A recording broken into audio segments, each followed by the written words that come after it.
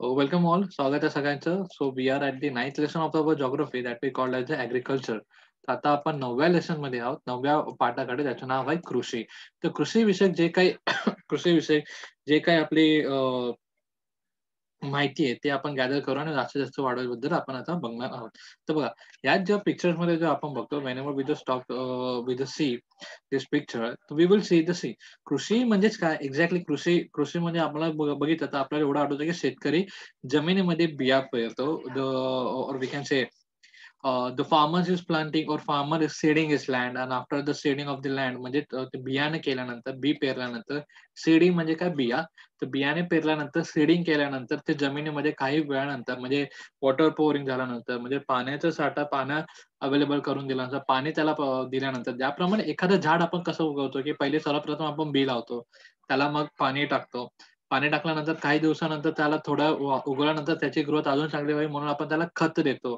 त्याला आपण खत वगैरे आपण त्याला देत असतो, राइट? त्याला आपण बेसिकली फर्टिलायझर्स किंवा न्यूट्रिएंट्स असं आपण त्याला बेसिकली म्हणतो, की ते आपण त्यांना द्यायला प्रयत्न करतो, की जेणेकरून ते जे सीड्स आहेत, तो सीड्स मग ग्रो करेल. मग ग्रो करेल आणि जो झाड आहे किंवा जो पीक आहे, तो आपल्याला प्राप्त होईल. परंतु बघा, बट नॉट ओन्ली दिस, एवढंच नाही. But every time if we look at, आपल्याला बघा, आपल्याला बघा, आपण जेव्हा पण पीक बघतो, एखाद्या शेतीकडे जर आपण बघायला गेलो, जेव्हा पण आपण फार्म्सकडे बघतो, जेव्हा पण आपण शेतीकडे बघायला जातो, तेव्हा बघा, शेतीकडे बघताना आपल्याला तर हे बघ, इफ सपोज आपल्याला शेतीमध्ये जर पीक आहे, तर पीक फक्त आपल्याला हा जो येलोइश पार्ट जो दिसतोय, तो आपल्याला युजफुल आहे. परंतु त्यासोबत आजूबाजूला गवतं, त्याच्यासोबत खूप काही गोष्टी असतात जे वाढत असतात, राइट?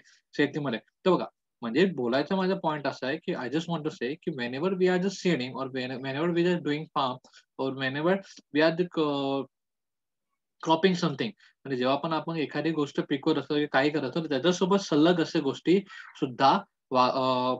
सल्लग अशा गोष्टी सुद्धा वाढत असतात. ज्याप्रमाणे आपण बघितलं, की या पिक्चर्समध्ये आपल्याला बघतो, की इथलं जो पीक आहे, तो पीक आपल्याला जो कामी येणार आहे, तो आपण बघू शकतो, की हा येलोइश पार्ट आहे, जो आपण खातो वगैरे बेसिकली. आपण खातो वगैरे. परंतु आता बघा, सर्वात बेस्ट एक्झाम्पल आपण त्याचं बघायला गेलं, तर आपण कॉलीफ्लॉवर किंवा पत्तागोबी ज्याला आपण बेसिकली म्हणतो. बेसिकली फ्लॉवर किंवा पत्तागोबी जो आपण बोलतो, त्या पद्धतीमध्ये बघा, त्या फ्लॉवरमध्ये आपल्याला खूप काही असे लेयर्स दिसतात. आपण ते सगळे लेयर खात असतो का? Answer is no. त्याच्या वरचे जे ग्रीन लेयर्स असतात, ते आपण काय करत असतो, ते आपण रिमूव्ह करायचा प्रयत्न करत या सो सी आपण आता आता मग सगळेजण कॉलीफ्लॉवरकडे बघतो, राइट? तर कॉलीफ्लॉवरमध्ये सॉरी, फुलगोबीमध्ये, कॉलीफ्लॉवरच्या फुलगोबीमध्ये आपण जे बेसिकली बोलत आहोत, ह्याच्यामध्ये आपण जर बघायला गेलो, तर बघा, हा जो पीक तर आपला फ्लॉवरचा, राइट? परंतु ह्याच्यामध्ये जो ग्रीन लीफ आहे, तो आपल्या कामाचा नसतो. आपण तो काय करतो, आपण त्याला काढून टाकतो आणि जी भाजी बेसिकली जे बोलतो, हा जो व्हाईट पोर्शन आहे, त्या पोर्शनकडे फुलगोबी, सॉरी पत्तागोबी चुकून बोललो, की फुलगोबीचा जो व्हाईट पोर्शन आहे, तो व्हाईट पोर्शन आपण खायचा प्रयत्न करत असतो आणि जो काही ग्रीन लीव्हज आहेत, ते ग्रीन लीव्हज आपण काय करत असतो, आपण फेकत असतो, राइट? फेकत असतो किंवा बेसिकली फेकण्यापेक्षा आपण दुसऱ्या प्राण्यांना ते खायला देत असतो. जर बकरी, गाय वगैरे असेल, त्यांना आपण खायला देत असतो. तो बोलायचं तात्पर्य आहे, की शेती बघा, आपण तर फक्त बी पेरताना किंवा आपण काहीही करताना आपण फक्त आपल्याला जे नीड आहे क्रॉप त्याचेच आपण केलं. पण त्याच्यासोबत काही फॅक्टर सुद्धा उगवत असतात. काही फॅक्टर सुद्धा उगवत असतात. That is what. म्हणजे शेतीमध्ये फक्त सो बोलायचा जो बॉटम लाईन आहे, तर बोलायची बॉटम लाईन ही आहे, की शेतीमध्ये मीन्स व्हॉट, की इन ॲग्रीकल्चर, शेतीमध्ये, फार्ममध्ये फक्त आपल्याला हवं तेच पिकत नाही, तर त्याच्यासोबत खूप काही गोष्टी सुद्धा पिकत असतात. जे आपल्याला कळत-नकळत आपल्या युजफुल पण असतात आणि काही गोष्टी युजफुल नसतात सुद्धा. ज्याप्रमाणे आपण या फुलामध्ये बघितलं, की फुल आपल्याला युजफुल आहे, परंतु त्याचे जे लीव्हज आहेत, ते आपल्याला युजफुल नाही. बट ते लीव्हज आपण बेसिकली कोणाला, आपले जे काऊज वगैरे आहेत किंवा बकरीज वगैरे आहेत, यांना देऊन आपण ते बेसिकली त्यांचा यूज करू शकतो आणि त्यांना जर जास्त लीव्हज वगैरे, म्हणजे त्यांना जास्त काही चारा वगैरे खायला भेटलं, तर आपल्याला काय भेटू शकतो? तर आपल्याला दूध सुद्धा भेटू शकतं. चांगला दूध भेटू शकतो. This is the thing. तो बघा, this is the thing. That's what I am saying. Okay.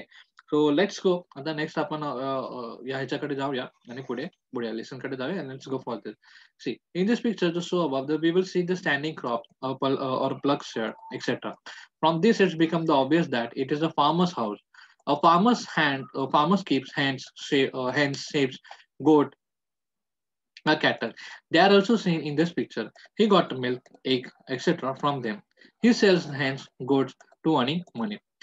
He does all this for his substances. All these occupations depend on the natural factor. All this falls under the agriculture. These occupations, these occupations are supplementary to the cultivation of crops. तर बघा, ज्याप्रमाणे मी तुम्हाला सांगितलं, तर what they are saying, तर त्यांना बोलायचा अर्थ हेच आहे की बघा, जेव्हा पण एखादा क्रॉप उगवताना त्याच्या आजूबाजूला जे काही हे आहेत, काय म्हणतात त्याला, आजूबाजूचे जे पानपत्ते आहेत ते सुद्धा उगवतात. परंतु ते आपल्याला कळत नकळत उपयोगी असतात. हे आपण पहिला पॉइंट बघितलेला, राइट? आता दुसरा पॉइंट मी काय बोलत आहोत? दुसरा पॉइंट मी काय बोलत आहे? तर my second point is this, की see, whenever we just see any farmers, so farmer is not doing only farmer. म्हणजे जेव्हा पण एखादा शेतकरी फक्त शेती करतो असं नाहीये. तो काय काय करतो? तो त्याचे जे कॅटल्स वगैरे आहेत, म्हणजे त्याचे जे गाय वगैरे आहेत, त्यांना तो सांभाळत असतो. प्लस त्याच्या घरी कोंबड्या वगैरे असतील तर त्यांना तो सांभाळत असतो. कुत्रे वगैरे असतील त्यांना तो सांभाळत असतो. प्लस त्याच्यासोबत आपण पुढे होतं की जे बकरी वगैरे त्यांना सुद्धा तो पाळत असतो आणि कोंबडे वगैरे ह्यांना सुद्धा पाळत असतो. तर बघा ह्याच्यामुळे या गोष्टीमुळे तो वेगवेगळ्या आणि ह्यालाच आपण बेसिकली अॅनिमल हसबंडरी सुद्धा म्हणतात. अॅनिमल हसबंडरी म्हणजे तो पशुपालन किंवा कुक्कुटपालन हे करत असतो. हे आपण बघितलं. बघा, फर्स्ट पॉइंट मध्ये आपण काय बघितलं, की शेती करताना बघा मी काय काय पॉइंट शिकवतोय ते पण नीट बघा. फर्स्ट पॉइंट मध्ये आपण असं बोललो, की शेती करताना त्याच्या आजूबाजूला ग्रीन लीफ सुद्धा उगवत असतात. म्हणजे शेती करताना, क्रॉपिंग करताना आजूबाजूला ग्रीन लीव्स वगैरे सुद्धा उगवलेले असतात. आता now the second point I am talking about. The second point is this, की he also did the animal husbandry along with his farming. म्हणजे तो त्याची शेती करता करता तो कुक्कुटपालन किंवा पशुपालन सुद्धा तो करत असतो. पशुपालन, कुक्कुटपालन हे सुद्धा तो करत असतो. आता कुक्कुटपालन म्हणजे काय? पोल्ट्री फार्म किंवा फार्मिंग आपण बेसिकली त्याला बोलवतो. कुक्कुटपालन म्हणजे कोंबड्या वगैरे पाळणे आणि पशुपालन म्हणजे त्याला आपण बकरी किंवा आपण बेसिकली गाई वगैरे म्हशी पाळणे याला आपण बेसिकली पशुपालनामध्ये बोलवतो. आणि कुक्कुटपालन जेव्हा आपण बोलतो त्या कुक्कुटपालनामध्ये कोंबड्या आणि बदके, डक्स यांचा इन्व्हॉल्वमेंट होतात. कारण ते आपल्याला काय देत असतात? अंडे देत असतात, राइट? सो म्हणजे बघा, तर तो शेतीसोबत तो दूध विकू शकतो, अंडे विकू शकतो, कोंबड्या विकू शकतो, परत बकरींचाही दूध विकू शकतो आणि प्लस आपण बघायला गेलं तर ह्यांचा जे शेण आहे किंवा ह्यांचा जो डंक आहे म्हणजे गाईचा डंक म्हणावं किंवा शेळीचा, मेंढीचा डंक म्हणावं, हे सुद्धा तो युज करू शकतो फॉर अदर पर्पज.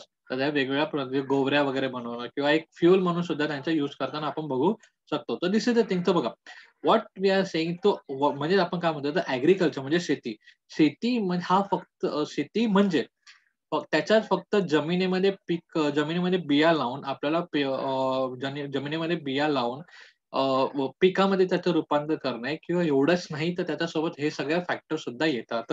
म्हणजे काय, I'm just talking about, if we talk about the agriculture is not only just seeding and growing the crops, it is also it is also the additional business that we called as the poultry farm or poultry farm, we can say.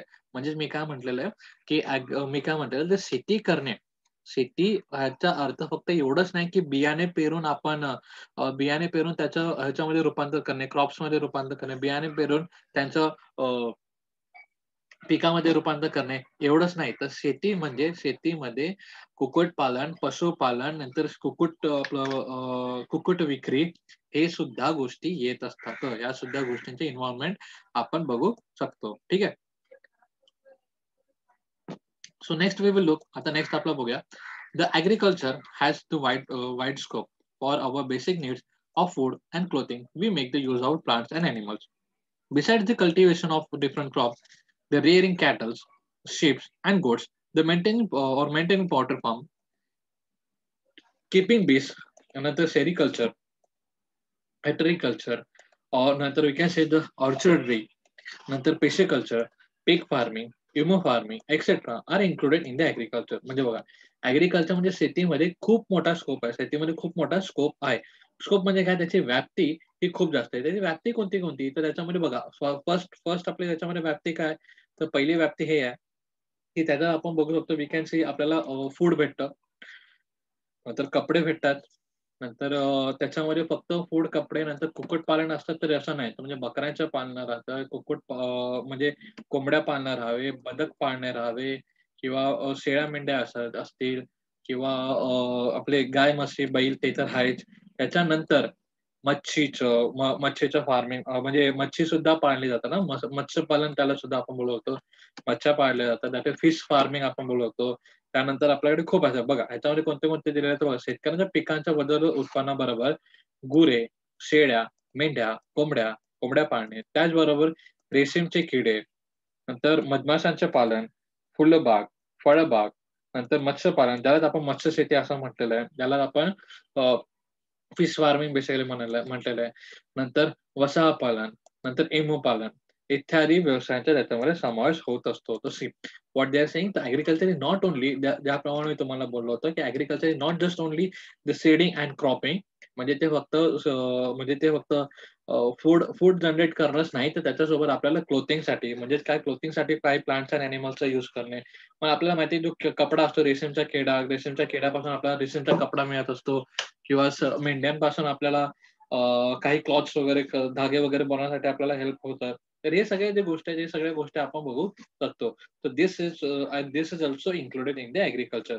पुढे आहेत, तर पुढे कोणते-कोणते अजून businesses ते आपण बघूया बघा. Crop, rearing cattle, sheep, goat, maintaining poultry farm, keeping bees म्हणजे मधमाशा, सेरिकल्चर, नंतर हॉर्टिकल्चर, ऑर्चर्डरी ऑर्चर्डरी, नंतर we can say the pisciculture, pig farming, emu farming. तर पिग फार्मिंग, युमी फार्मिंग हे सुद्धा याच्यामध्ये येऊ शकतो. पिग फार्मिंग बेसिकली आपण डुक्कर पालन आपण बोलवतो. युमी फार्मिंग हा एक ईएमयू नावाचा प्राणी आपण बोलवतो. त्याला पालन आपण बघू शकतो. ठीक आहे? या. In agriculture occupation, the resources like the manpower, animal, implements, etc. are used. The advanced technology is employed. Uh, uh, Advanced technology is employed in agriculture. The cultivation of crop is considered to be the main and the most important occupation. तर बघा ह्याच्यामध्ये आपण बोलतो शेतीमध्ये आपण basically बोलतो तर बघा ह्या फोटोमध्ये आपल्याला बघता येते. फोटोमध्ये बघितलं बघा ह्यांनी काय म्हटलेलं की शेतीमध्ये आजकाल कोणत्या कोणत्या गोष्टीची आवश्यकता असते. शेतीमध्ये कृषीमध्ये करताना आपल्याला मनुष्यबळ, प्राणी, अवजारे अशा प्रकारच्या ज्या गोष्टी आहेत त्यांचे सुद्धा आपल्याला इम्पॉर्टंट घेत होतं. म्हणजे सर्वात प्रथम आपल्याला माहिती आहे, की मनुष्यबळ हे लागतं. Because man are doing the farming right. Second आपण बघू शकतो, की त्याच्यामध्ये प्राणी म्हणजे कसे how the animals help us. आपल्याला शेती करण्यासाठी बैल, यांचं जे आपल्याला शेती करण्यासाठी किंवा यांचं किंवा बुल आपण बेसिकली बोलतो. यांचा आपल्याला यूज होतो जास्तीत जास्त फॉर दी फार्मिंग. सेकंड आपण बघू शकतो की नंतर अवजारे, नंतर तशाच प्रकारचे काही साधन असतात. अवजारे म्हणजे नांगरणे वगैरे so that we can see or cutter वगैरे that we use. But with the modern technology we can see आपण आता ट्रॅक्टर्स वगैरे काय वेगवेगळ्या मशीन्स यूज करतोय जेणेकरून आपण बघू शकतो. सी त्याच्यामध्ये आपण बघतोय बघा that now we can see पहिले सर्वात प्रथम ज्यावेळेस आपण शेती करायला लागलो होतो व्हेन स्टार्टेड म्हणजे आपण एकदम पुरातनची गोष्ट करतो म्हणजे आपण आदिमानव वगैरे ह्यांची गोष्ट करतो. तर बघा सर्वप्रथम आपण माणूस होता हा परिपूर्ण ताकद त्याची लावत होता शेती करण्यासाठी. नंतर he started the using the other animals for the farming. नंतर हळू तो दुसरे एनिमल्स फार्मिंग करायला तो यूज करत होते. आणि त्याच्यानंतर आता हळू तो ट्रॅक्टर वगैरे असे जे मशीन्स आहेत किंवा असे जे मशिनरीज आहेत त्यांचा तो यूज करायला लागलेला आहे. Next point we will see आपण पुढे बघायला लागतं तेच आपण जर इरिगेशनमध्ये बघितलं, सिंचनामध्ये बघितलं, पोल्ट्री फार्ममध्ये बघितलं, आपल्याला सुद्धा तेच काही मॉडर्नायझेशन किंवा एक अपग्रेड आपण इथं बघू शकतो. म्हणजे कशा प्रकारे गोष्टी वाढत चालल्या, त्यांची व्याप्ती कशी होत आहे ते आपण बघू शकतो. बघा, पहिले अशा प्रकारे इरिगेशन होत होतं म्हणजे काय, की एखाद्या ठिकाणाहून पाणी म्हणजे ओढ्याच्या मार्फत एका ठिकाणाहून दुसऱ्या ठिकाणी पाणी नेलं जात असे. बट नंतर स्लोली आपण इरिगेशनची पद्धत वापरायला लागलो. ज्याच्यामध्ये आता आपल्याला स्प्रिंकलर इरिगेशन नंतर डीप इरिगेशन आपल्याला इथं 2 प्रकारचे इरिगेशन दिसतात. म्हणजे काय ठिबक सिंचन आणि आपण जो स्प्रे इरिगेशन म्हणतो ते या ठिकाणी आपण 2 इरिगेशन बघत होतो. पहिले काय व्हायचं तर पहिले कुक्कुटपालन हे फक्त 1 किंवा 2 होत होते. नंतर त्यांची टोपली वगैरे ठेवून त्यांची सुरक्षित काळजी घेऊन आपलं कुक्कुटपालन म्हणजे कोंबड्या वगैरे पाळण्याचं आपलं व्याप्ती वाढवली. नंतर डायरेक्टली आता पोल्ट्री फार्मच आले. म्हणजे एक भला मोठा जसं फार्म हाऊस सॉरी वेअरहाऊस ज्याला बोलवतो म्हणजे भली मोठी जागा ज्याप्रमाणे कंपनी ज्याप्रमाणे असते त्याचप्रमाणे 100, 150, 200 अशा प्रकारच्या कोंबड्यांचे सुद्धा पालन आता होणं पॉसिबल झालेलं आहे. So this is the thing. तर म्हणजे ह्याच्यामध्ये आपल्याला एक काइंड ऑफ मॉडर्नायझेशन पण दिसतंय आणि काइंड ऑफ कशाप्रमाणे मॅनपॉवरच्या सोबत म्हणजे मॅनपॉवर सोबत म्हणजे काय मनुष्यबळासोबतच मॉडर्न टेक्नॉलॉजीचा यूज कशाप्रमाणे त्याच्यात करता येत आहे ते आपण बघितलेलं आहे. That we are looking at. See the same they are traditional and the modern agriculture activities. Let's see. आता आपण पुढे बघूया तर ह्याच्यावर हे बघा आता या पिक्चर्सबद्दल बोलण्याच्या आधी आपण जरा प्रिव्हियस एक छोटंसं पुन्हा एकदा बोलून घ्या. तर बोलण्याचा पॉइंट काय तर ह्याच्यामध्ये सांगण्याचा उद्देश हेच आहे, की शेती हा फक्त शेती करणे. तर शेती करणे म्हणजे फक्त असं नाही, की आपण एखादं बियाणे वगैरे पेरून पिकं वगैरेचं उत्पादन करतोय एवढंच यापर्यंत ते मर्यादित नाहीये. मीन्स यापर्यंत ते मर्यादित नाहीये. तर त्याच्यामध्ये कुक्कुटपालन, मत्स्यपालन नंतर दूध, नंतर अंडे वगैरे हे जे बिझनेसेस आहेत आणि कपडे वगैरे निर्माण करणे किंवा मधमाशांपासून मध निर्माण करणे हे सुद्धा बिझनेसेस शेतीमध्ये येत असतात. So what I'm saying? So I'm saying this, की see, yes. What I am saying, I am saying that agriculture in first scenarios म्हणजे या जो पेजमध्ये पेज नंबर 52 मध्ये आपण काय शिकलेलो आहे, तर वी हॅव लर्न की the agriculture means agriculture is not only the method or the process of or we can say the activity of the seeding and cropping. म्हणजे it is not the basically the activity of the seeding and cropping. It is also the business of the animal husbandry. म्हणजे काय प्राण्यांना पाळणे वगैरे ह्यांचं सुद्धा तेवढाच त्यांना सुद्धा शेती म्हणण्यात येते आणि जे आपण बिया पेरून जे पिकं निर्माण करतो त्याला सुद्धा शेती म्हणण्यात येते. Right? So this is the thing. Now let's we will see that we have seen that and we have compared these three images with each other, right? आपण या तिन्ही पिक्चरला आपण कंपेअर ऑलरेडी केलेलं आहे. आता त्याबद्दल आपण बघूया. तर बघा त्यांनी काय म्हटलेलं in about the pictures we have seen the changes of agriculture practice.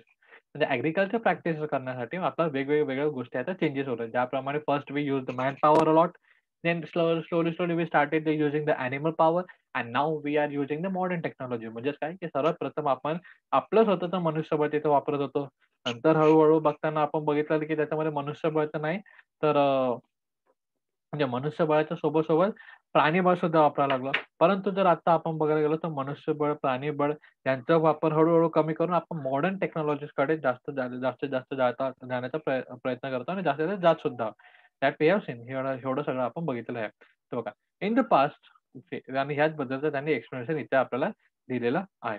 आता बघा यांच्यामध्ये आपण बोललो दिस इज कॉल्ड अलाइड ॲक्टिव्हिटीज. पण बघा आता ह्याच्यामध्ये आपण एक पुढे अजून एक गोष्ट सांगतो की बघा ह्या ज्या काही गोष्टी आहेत म्हणजे कोणते C so he also started obtaining the number of the product through the floriculture. आपण एक काम करूया पुन्हा वाचून घेऊया. So see in about the picture so we see the changes in the agriculture practices. In the past the primitive man had to wander in the forest to they sustain himself as they collected forest produce. And later he learned the art of cultivation and started getting the greater production from the land.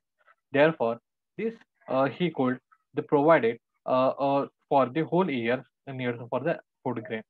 He also started opting the number of the products through the floriculture or horticulture, rearing animals, pisciculture, etc. Abdoning nominate life, abdomen nomadic life. He undertook the different occupation related to the agriculture at the same place. Now, let us get introduced to the different occupation that came under the scope of agriculture. We use the products of this occupation in our everyday life. These traditional occupation are called activities in agriculture. Are allied activities in agriculture. See, ते काय म्हणतात ते आता तर वरील चित्राच्या निदर्शनावरून आपल्याला कळतं की की की कृषी व्यवसायामध्ये कालानुसार झालेले विविध बदल आपण बघू शकतो. पूर्वी आदी माणूस जंगलात भटकत होता. त्याने मिळवलेल्या उत्पादनातून तो आपले उदरनिर्वाह करत असे. नंतर त्याने शेतीची कल्पना सुचली आणि शेतीतून तो जास्तीत जास्त उत्पादन तो घेऊ लागला होता. त्यातूनच वर्षभराच्या अन्नसाठ्याची तरतूद मानव करू लागला. नंतर शेतीतील पिकांबरोबरच मानव पशुपालन, मत्स्यपालन, नंतर मधमाशी पालन, फुलशेती, फळशेती यांद्वारे उत्पादने घेऊन त्यांनी पूर्वीचे भटके जीवन सोडून एका ठिकाणी तो स्थायिक राहावं लागला आणि कृषी व्यवसाय तो करू लागला. वरील चित्रामध्ये आपण कृषीत घडून गेलेले विविध बदल पाहिले. आता आपण कृषी या अ, या अ, या सदराखाली येणाऱ्या विविध व्यवसायांची ओळख करून घेऊया. आणि या व्यवसायातील उत्पादन या विविध उत्पादने आपण आपल्या रोजच्या जीवनात वापरत असतो. त्याच व्यवसायातील पारंपरिक व्यवसायाचं शेतीपूरक व्यवसाय असे म्हणत असतात. आता बघा, ह्यांच्यामध्ये त्यांनी काय सांगितलेलं आहे? यांच्यामध्ये त्यांनी हेच सांगितलेलं आहे, की आपण पहिले आदिमानव जो एकदम जो फर्स्ट मॅन होता. तर first man how was he? तो पहिला जो मानव होता, सर्वप्रथम मानव, तो काय करत असेल? तर तो पहिले प्राण्याचे शिकार वगैरे करत असेल आणि तो भटकत असेल. तर प्राण्याचे शिकार करत असेल, तो भटकत असेल. तो काही एका ठिकाणी स्थायिक हा नव्हता. तो एका ठिकाणी स्थायिक नव्हता. He was not stable at the one place. He was the roaming और he was roaming around the jungles. म्हणजे तो जंगलाच्या भोवती और बिटवीन द जंगल्स और अराउंड द जंगल म्हणजे जंगलाच्या भोवती फॉर हिज फूड सिक्युरिटी म्हणजे काय, की तो खाण्यासाठी जंगलामध्ये किंवा जंगलाच्या आजूबाजूला तो फिरत असे. का? तर तो प्राण्यांचं भक्षण करत असेल किंवा प्राण्यांचा शिकार करून त्यांना खात असेल असा तो मानव होता. परंतु नंतर हळू-हळू त्याला शेतीची जशी कल्पना सुचली, नंतर slowly he get to know about the cultivation and after the cultivation म्हणजे कल्टिव्हेशन प्रोसेस जसे त्याला अडॉप्ट झाले, he adopted that process and then slowly he started. नंतर तो हळू त्याने काय करायला लागलं, की ते त्याचं रूपांतर शेतीमध्ये त्याने केले. तर शेतीमध्ये केल्यानंतर बघा, त्याचं रूपांतर त्याने शेतीमध्ये म्हणजे कल्टिव्हेशन केलं, शेती केली.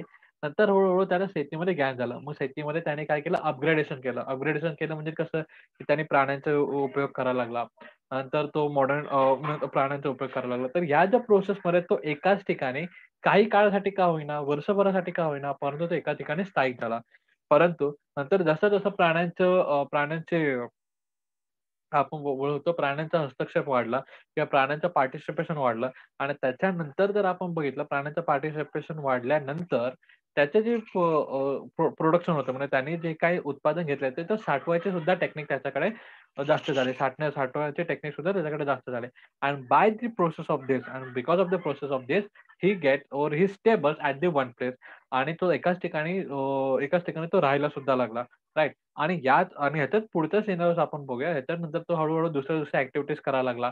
त्याप्रमाणे आपण हिस्ट्रीमध्ये ऑलरेडी बघितलेलं आहे. हिस्ट्रीमध्ये पण आपण बघू शकतो, की हिस्ट्रीमध्ये सुद्धा आपल्याला इतिहासामध्ये सुद्धा आपल्याला दाखवलेलं आहे, की शेतीपासून त्याला जेव्हा टाईम मिळायचा म्हणजे 5 ते 6 महिने जेव्हा त्याला शेतीपासून टाईम भेटत असेल, तेव्हा तो वेगवेगळ्या गोष्टी तो करत असेल. म्हणजे कोणत्या-कोणत्या वेगवेगळ्या गोष्टी? तर तो बेसिकली हां, बेसिकली मग पशुपालन करायला लागला. मग नंतर तो काही-काही वुडन वगैरे गोष्टी तो बनवायला लागला. Means what?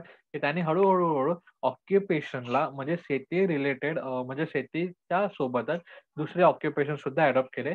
शेतीसोबतच त्याने दुसरे जे व्यवसाय ते सुद्धा त्यांनी आत्मसात केले आणि त्याच्यासाठी तो काम करायला सुरुवात केला होता. आणि जे गोष्टी आणि त्याच्यामध्ये ज्या गोष्टी शेती रिलेटेड असतात म्हणजे कोणते? आता ज्याप्रमाणे आपण दूध बघू शकतो, नंतर अंडे बोलू शकतो. तर हे कसं आहे ते डायरेक्ट इनडायरेक्टली आपल्याला कुठे ना कुठे त्यांचं लिंकिंग शेतीसोबत दिसू शकतो. यांचा कुठे ना कुठे लिंकिंग आपल्याला शेतीसोबत दिसू शकतं. म्हणजे बघ गुरेपालन झालं, पशुपालन झालं. Means what?